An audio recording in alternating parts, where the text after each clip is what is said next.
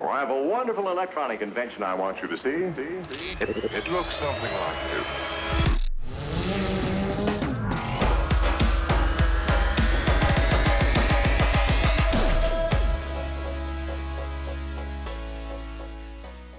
On to rule number 5, which is get creative with textures, patterns and colours. Now when we take our drones to the sky, we're suddenly experiencing a unique view that most of us won't have seen before.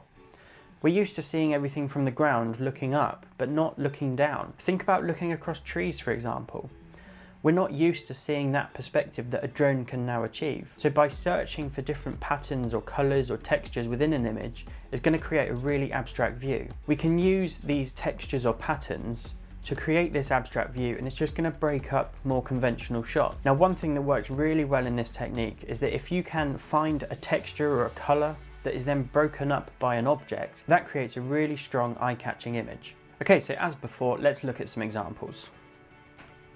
So we've seen this picture already, but this again is a really good example of using colours and texture within your image. This creates a really abstract, striking shot.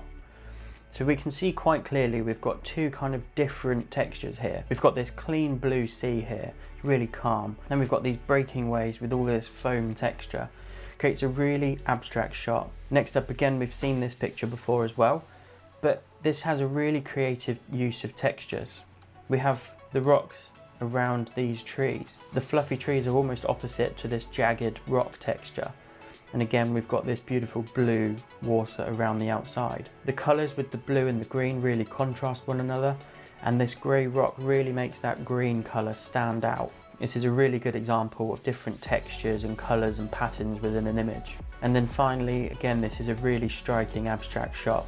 We've got this clean line with the snow directly through the centre of the image. We've then got all of these spiky fir trees covered in snow.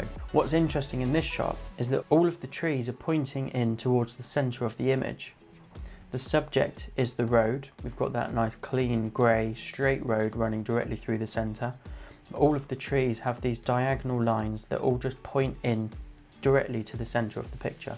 This is a really good example of this rule, as we've got these different textures, this jagged spiky trees that are then broken up by this clean snow and the road in the centre. As you will have seen in these examples, this technique works really well for creating abstract different shots. They create a really eye-catching image that just breaks up from a more conventional shot.